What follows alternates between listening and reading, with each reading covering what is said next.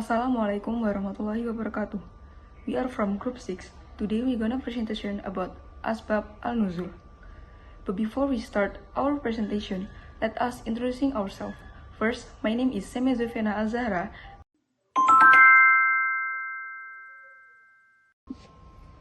So guys, do you know about the definition of Asbab al-Nuzul? So, the definition of Asbab al-Nuzul or Asbabun Nuzul is a term in tafsir which means the causes of the revelation of the verse of the Quran. In simple terms, Asbabun Nuzul refers to an event, situation, or question which is the background to which a verse in the Al-Quran was revealed. Knowing Asbabun Nuzul is very important in understanding the context of the verse, the meaning contained in it, and how it is applied in life. By understanding the reasons why a verse was revealed, we can better understand Islamic law and the wisdom behind Allah's revelation. For example, in Quran Surah Al-Mujadilah, verse 1, this verse was revealed because there was a woman named Khawlah bin Tha'labah who complained about her husband to the Prophet ﷺ regarding the law of zirah, or a type of divorce in Arabic tradition. And now, how to find out the history of Asbabun Nuzul? So, to find out the history of Asbabun Nuzul, there are several steps that can be taken both through classical sources and modern study methods. Here's how. First, referring to the tafsir books that record Asbabun Nuzul. Some books that specifically discuss Asbabun Nuzul include Asbabun Nuzul by Al-Wahidi, Lubab Al-Nukul fi Asbab An-Nuzul by As-Suyuti, and Tafsir Ibn Kathir, which often includes the reason for the revelation of verse based on the history of hadith. And then the second way is checking the hadith and Sahih history. The history of Asbabun Nuzul generally comes from the hadith narrated by the Prophet's companion who experienced the revelation of the first-hand. Several hadith books which often contain history related to Asbabun Nuzul include Sahih Bukhari and Muslim, Sunan Abu Dawud, Tirmidzi, and Nasai, and Musnad Ahmad. The third way is understanding the historical context and Nabawiyah Sirah. Many verses of the Quran were revealed related to contain events in the life of the Prophet Muhammad SAW, such as war, agreements, or questions from companions. Understanding Sirah Nabawiyah can help in understanding Asbabun Nuzul. And then, using the Hadith science method to select the authenticity of history. Not all of Asbabun Nuzul's history is valid. Therefore, it is necessary to verify it using hadith science methods such as sanad, series of hadith narrators. Is the narrators trustworthy?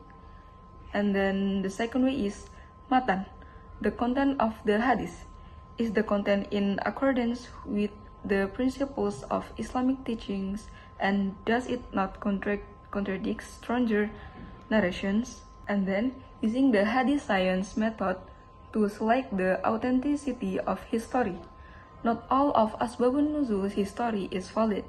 Therefore, it is necessary to verify it using hadith science methods such as sanad, series of hadith narrators. Is the narrators trustworthy? And then the second way is matan, the content of the hadith. Is the content in accordance with the principles of Islamic teachings, and does it not contradict stronger narrations? And then the last one is referring to contemporary ulama studies. Several modern Islamic scholars and academics also conduct critical studies of Asbabun Nuzul. For example, in the study of thematic interpretation and science of the Quran, there is research that compares various narrations and concludes the context of the verse more broadly. And then is type history of Asbab al-Nuzul. Type history of Asbab al-Nuzul can be categorized into two categories, namely curtain and uncurtain. And then the first is curtain history. Curtain history is the narrators especially indicate that the narrated event is closely related to Asbab al-Nuzul. And the second is uncurtained history. Is the narrator does not clearly tell that the narrated event is closely related to Asbab al-Nuzul, but only explain the possibilities. And then is editorial Asbab al-Nuzul. The expression Asbab al-Nuzul comes from the Arabic language are Asbab and Nuzul. Asbab, which mean causes or reasons, and Nuzul, which mean descent. Literally, Asbab al-Nuzul can be interpreted as the causes of the revelation or the causes of the verse. And then is the meaning of the expression Asbab al-Nuzul. Are second, are two. The first is sarih or clear, a narration that clearly indicates Asbab al-Nuzul. And the second is muhtamilah or uncontained. The meaning is the first in the narration that has not been confirmed as Asbab al-Nuzul because there is still a doubt. My name is Afifa Nur Farida. Next, how about the ulama views on Asbabul An-Nuzul and its function? It's divided by two. The first is the majority view and the second is minority view. Majority view. Most scholars argue that Asbabul An-Nuzul does not have a special status in understanding Quranic verses. They emphasize that the general meaning of the text lafaz umum is more important than the specific reason for revelation, and their principle is al-ibrah bi umum al-lafaz la bi khusus al-sabab. The meaning is based on the general wording, not the specific cause of revelation. This means that even if a verse was revealed for a specific event, its running applies to all similar cases is not limited to that particular incident. And the second is minority view. A smaller group of scholars believe that the reason for revelation is crucial in interpreting Quranic verses. They hold the principle is al-ibrah bi khusus al-sabab la bi umum al-lafaz. The meaning is based on the specific cause of revelation, not the general wording.